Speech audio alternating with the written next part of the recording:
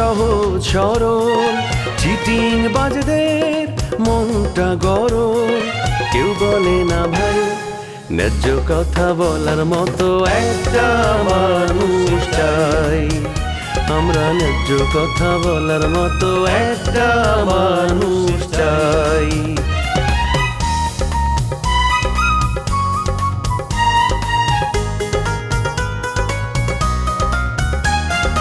সৎ মানুষের ভাঙ্গা বাড়ি ধান্দা বাজরা নেয় যে কাড়ি কেমন নিয়ম ভাই উচিত কথা বলার মতো একটা মানুষ নাই উচিত কথা বলার মতো একটা মানুষ নাই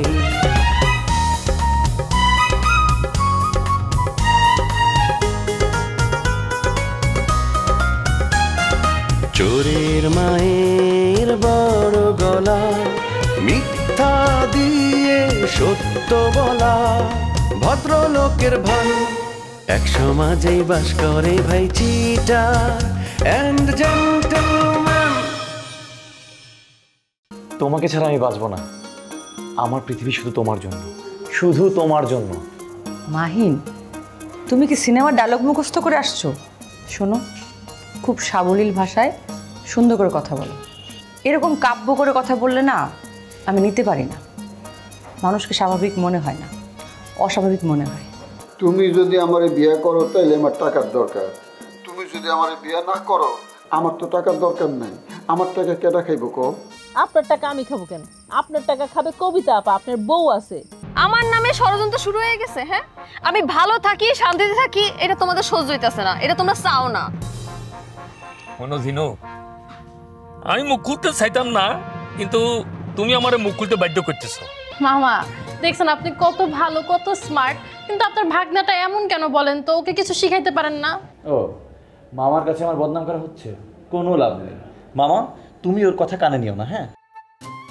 ঘটনা কি আশয় তারা দিয়ে ছাদে এসে বসে আছো আমি যদি মেহমান আনতাম কি হইতো কি অসুবিধা হইতো আপনি আমারে ফোন দিতেন আমি এসে পড়তাম আর নাফিসা কই নাফিজা আসে না সে রোমিওর সাথে কেনাকাটা করতে গেছে আপনি নাফিসারে ছাইরে আসছেন কেন আপনার আমি কতবার কইলাম না নাফিসারে বাসায় এসে তাড়াতাড়ি করে আর আপনি একলা টিং টিং করে বাড়িতে আসছেন লাভটা কি হইলো আমার হ্যাঁ আমি নাফিসার বাবা মার তো কোনো উত্তর দিতে পারুম না আরে আমাকে উত্তর দেওয়ার দরকার কি নাফিজা রোমিওরে বিয়ে করব হ্যাঁ ফোন করে জানাবো আমরা কি করুম না করুম আরে রোমিও ভাই নাফিসারে বিয়ে করলে তো কোনো অসুবিধাই ছিল না তো এর মধ্যে আপনি জড়াইতে গেছেন কেন আপনার নামে তারা মামলা করছে আমার নামে মামলা করবো কে আমি কের মায়ে নিয়ে ভেগে এসেছি নাকি তোমার কথা শুনে আমি নাফিজের লোকের কথা কইছি নাফিজ আমারে কইছে আপনি কোনো টেনশন করবেন না আমার বাড়ির মানুষ আমি ম্যানেজ করুন ভাই এই সমস্ত কেসে কোনো ম্যানেজ করা যায় না নারী অপহরণ মামলা আপনি তো জামিনই পাবেন না আমি মানুষের উপকার করতে যাই এত বড় মামলা খাবো আমি তো চিন্তাই করিনি তখন আমি কি করব আরে মামলা ডিসমিস করার চেষ্টা করতে আমরা সারাক্ষণ একটা ঝামেলার মধ্যে আছি এর মধ্যে আবার মামলা যুক্ত হয়েছে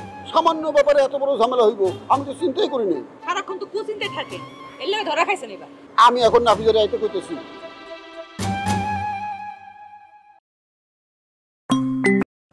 হ্যালো হ্যাঁ দুলাভাই ফোন করছেন কিল্লাই তুমি তাড়াতাড়ি আমাকে বাসায় আসো তোমার বাপে আমার নামে মামলা দিছে আমি নাকি তোমার অপহরণ করছি এখন আমি আত্মগোপনে চলে যেতেছি আমার নামে ওয়ারেন্ট জারি হয়েছে তোমার বাপে ইন্টারপোলের মাধ্যমে আমারে ধরার চেষ্টা করতেছে একমাত্র তুমিই পারো আমার বাসাইতে ওম্মা এটা আপনি কি এখন আই তো বাড়ির কথা কইছি কতক্ষণ আগে আর তো আম্মার সাথে কথা হইছে আই তো আম্মারে কইছি যে আই শিউলি আপাকে বাসায় আছি কই আম্মা তো আর এইসব কিছু কয় নাই তোমার আম্মাই কিছু কইব কে তোমার নামে তো মামলা হয় নাই মামলা হইছে আমার নামে এই যে শিউলির সাথে কথা কও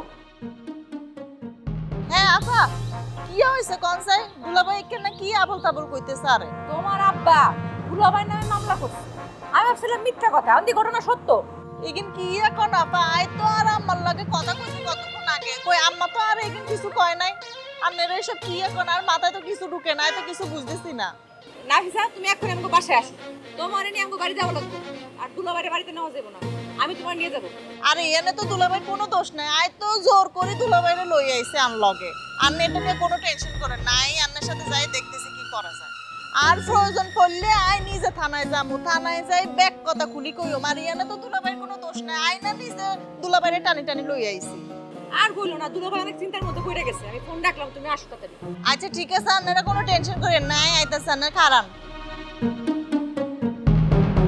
দূরও চাই লাই, আইছি একখানা সুখ করণের লাই, আর কপালে সুখ নাই। শুনি আমার কি বাসায় থাকা ঠিক হইব? আপনি বাসায় থাকবেন, আমাকে বাসা সম্পর্কে অনেকের আইডিয়া নাই। আর আমি নাফিসারে নিয়ে গ্রামে যেতেছি, বাসায় বাজার সদার করা আছে, আপনি রান্না বান্না করে খাইবেন। আমি কেমনে রান্না বান্না করে খামু? আমি কি বাবুর্চি বংশের লোক? আমি রান্না বান্না করে খেতে পারুম না? কি জুলুমের মধ্যে পড়লাম? আমারও তো ভাত সিদ্ধ করে, একদিন ভাত সিদ্ধ করে ৫ খেয়ে দিব।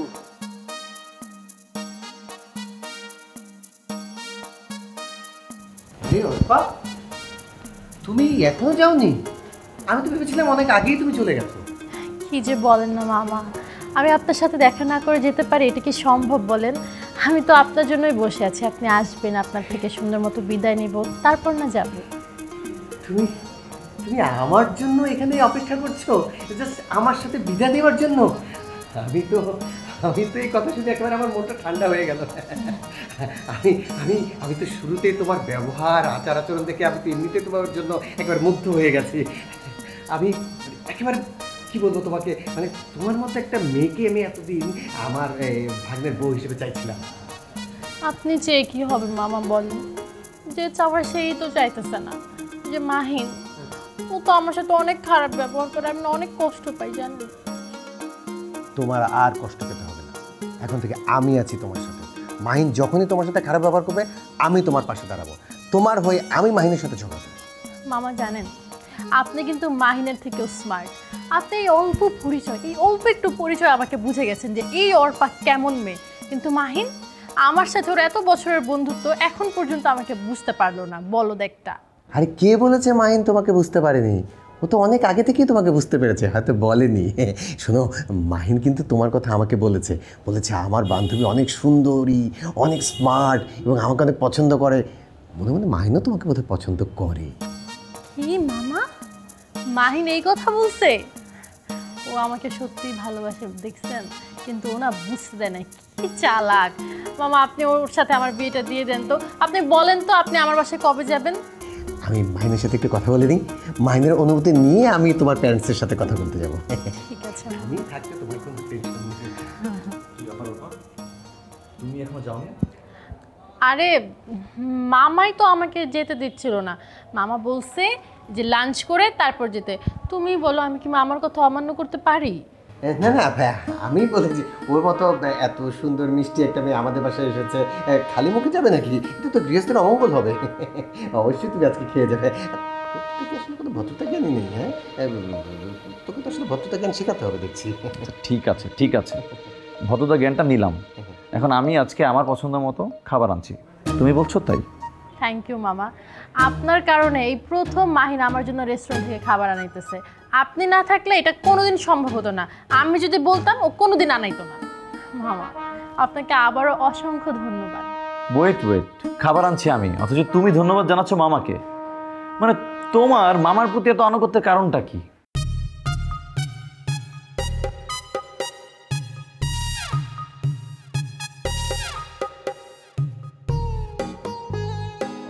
আচ্ছা, ইয়ানে আর কতক্ষণ খাড়াই থাকবো?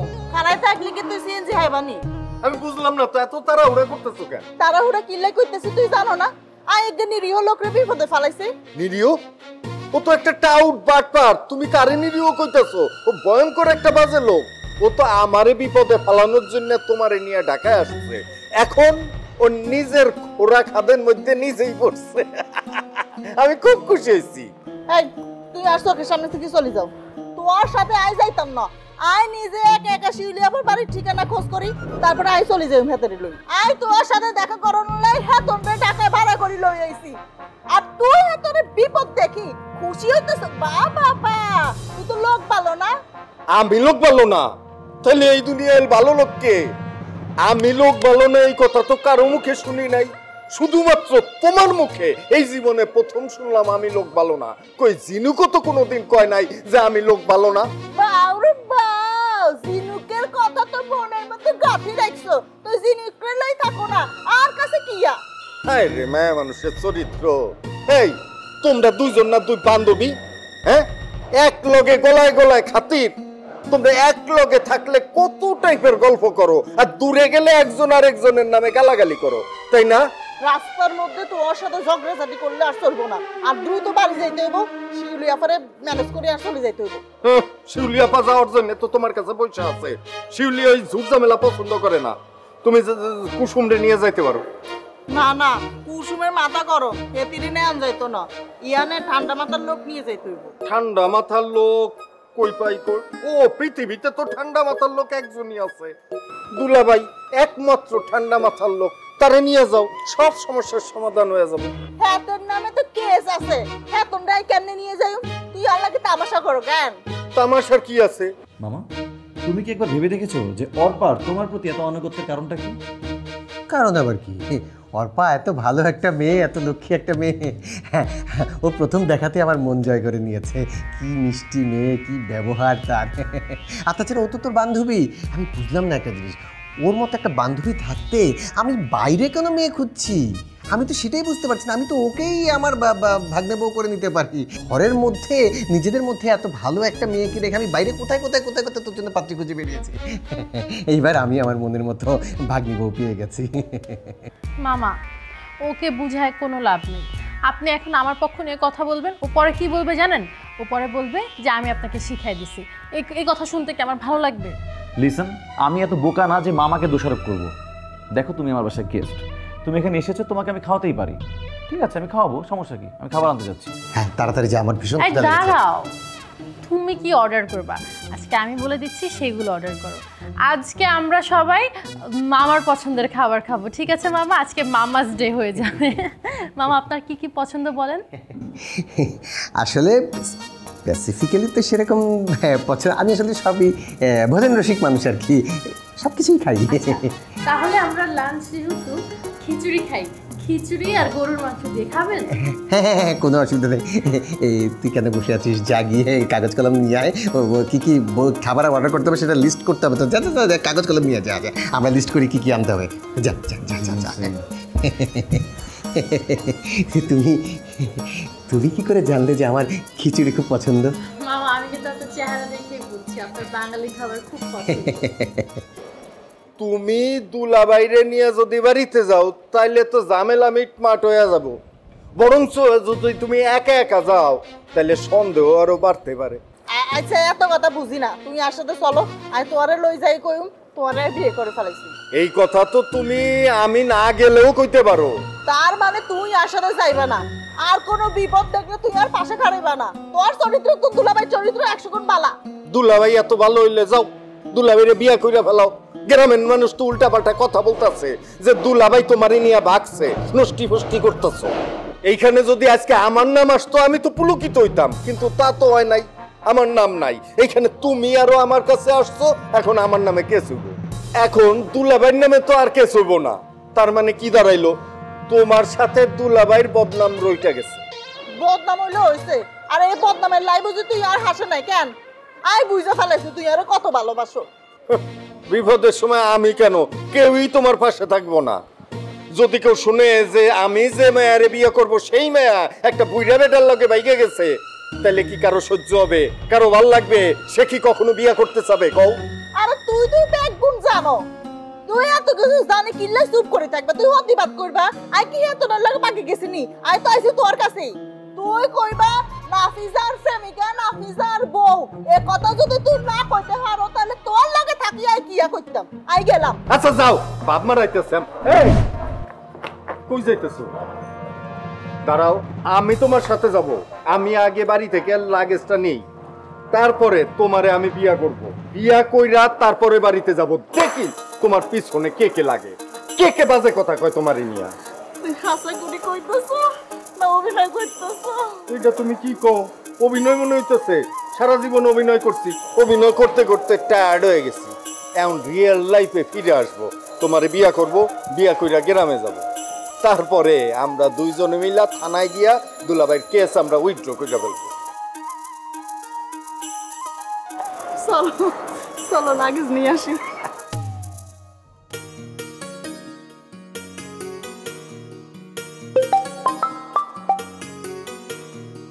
হ্যাঁ মিতা, কেমন আছো?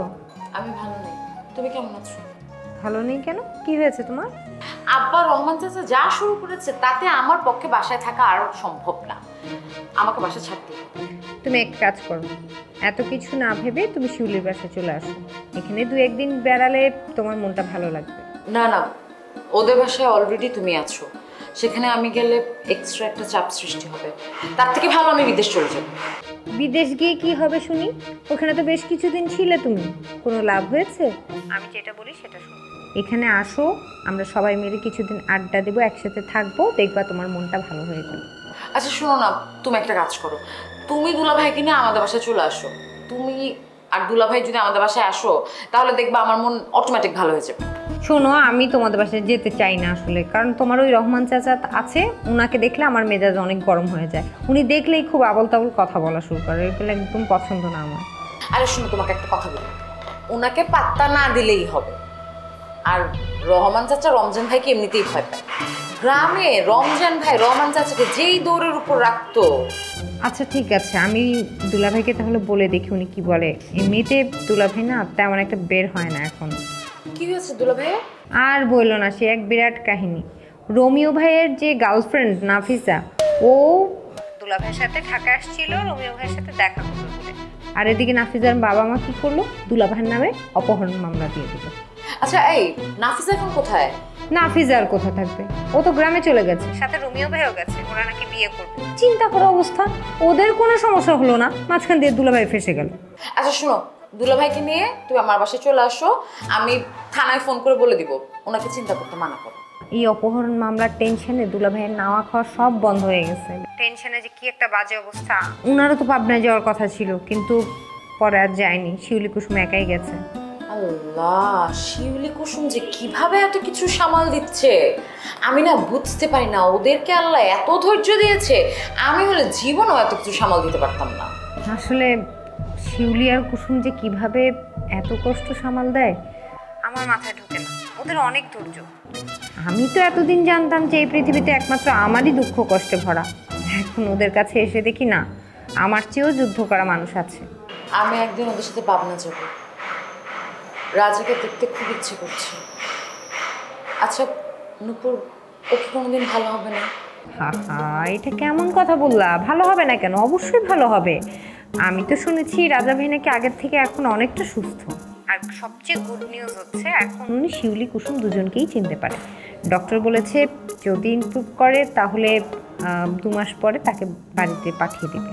আমি এখন ওদের বাড়ি গিয়ে থাকবো। পরেরটা পরে, এখন দুলাভাইকে বলে দেখি কেমন? ঠিক আছে, আমার কথা বলে নিয়ে আসো, রাখলাম।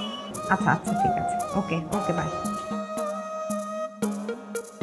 আরে আমি এক মস্তানা, আমার নাকি কানা, মুল্লুক জোরে তাল্লুক আমার যখন যেথায় যাই।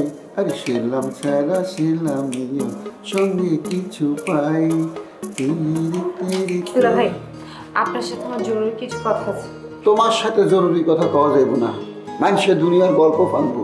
আমি বাবা নিরীহ মানুষ, কোনো প্যাসের মধ্যে পড়তে চাই না, কোনো গল্পের মধ্যে জড়াইতে চাই না। আমাকে নিয়ে ঝামেলা জড়ানোর কোনো সম্ভাবনা নাই দুলাভাই। আমাকে এলাকার লোকজন এই বাসায় যাতায়াত করে, ওরা যদি দেখে তুমি আর আমি এক বাসায় বসবাস করতেছি, লগে লগে সারা গ্রামে বদনাম রটাই দিব। আর এই ঘটনা যদি পারুলের কানে যায়, তাহলে আমার বউয়ের কাছ থেকে মাপ পাওয়া গেলেও পারুলের কাছ থেকে মাপ পাওয়ার কোনো সম্ভাবনা নাই। দুলাভাই শুনেন, ওই গ্রামের প্রত্যেকটা মানুষ আমার সম্পর্কে জানে, আমার চরিত্র কেমন তারা খুব ভালো করেই জানে, তাদেরকে নতুন করে জানানোর কিছু নাই। এখন এত কথা না বলে রেডি হন, চলেন আমার সাথে বাইরে যেতে হবে, কাজ আছে। তুমি আমার বিপদে ফেলাইতে চাও? আমি ঘরের বাইরে গেলেই তো পুলিশের হাতে কট খাবো, আমার কাছে খবর আছে। আরে আপনি কট খাবেন না আমার সাথে গেলে। তাছাড়া মিতার সাথে আমার কথা হচ্ছে, ও থানায় নিজেই কথা বলবে। থানায় কথা কয়ে মামলা উঠাইতে হইব। আরে মামলা উঠাইতে গেলে তো নাফিজারে লাগবে আর বাপরে লাগবো। লাগবে, তাতে তো কোনো সমস্যা নেই। মিতার বাবার সাথে তো এমনিতেই নাফিজার বাবার সম্পর্ক ভালো। আমার বিশ্বাস যে আঙ্কেল যদি তাকে বুঝিয়ে বলে ব্যাপারটা, তাহলে একটা সলিউশন আসবে। তাহলে তো যাইতেই হয়, তুমি রেডি হও, আমি যাবো। আচ্ছা ঠিক আছে, আমি রেডি হয়ে আসছি, আর আপনিও একটু রেডি হন। শত হোক জামাই সাহেব তো, আত্মীয় স্বজনের বাড়িতে যাবেন, একটু সেজে গুজে যেতে হবে না? সিনা বাবনের পয়সা লাগে না, আমার সাজগুজে লাগবো না, যে পোশাকে আছে সেই পোশাকেই যাবো। আর ওখানে মিতা আছে, সে তোমার চিনা জানা মানুষ, মিতার কাছে নতুন পোশাকে যাওয়ার কোনো দরকার নাই, পোশাক দিয়ে দাম বাড়ানোর কোনো দরকার নাই। শোনো, সিনা বামনের পয়সা লাগে না। ও দুলাভাই, আরেকটা কথা, আমরা আসার সময় একটু বাবুল ভাইয়ের বাসা হয়ে আসবো, আপনার কোনো সমস্যা নেই তো? আমার কোনো সমস্যা নাই, আমি একটা রোবট, তুমি যেখানে নিয়ে যাবা আমি সেখানে যাবো। খালি একটা কথা, আমার কাছে কোনো টাকা পয়সা নাই, ভাড়া কিন্তু আমি দিতে পারবো না, ভাড়া তুমি আগে দিবা। ভাড়া আপনাকে দিতে হবে না, সব ভাড়া আমিই দিব, কিন্তু আপনার একটা দায়িত্ব আছে, আমাকে ভালো করে প্রোটেক্ট করে নিয়ে আসতে হবে আর দিয়ে আসতে হবে। পারবেন তো নাকি? কেউ যাতে আমার দিকে কোনো নজরে না তাকায়। কেউ যদি তোমার দিকে কোনো নজরে তাকায় তার 2 চোখ আমি উপড়ায় ফেলবো। আপাতত চোখ তোলা লাগবে না, জোরে একটা ধমক দিয়ে দিবেন, তাহলেই হবে। আপনি বসেন, আমি এক্ষুনি রেডি হয়ে আসছি। বাইরে গেলে পুলিশের হাতে ধরা খামো না তো? না, এত ধরালেই তো চলবো না, আল্লাহ ভরসা, সাহস নিতে হইব।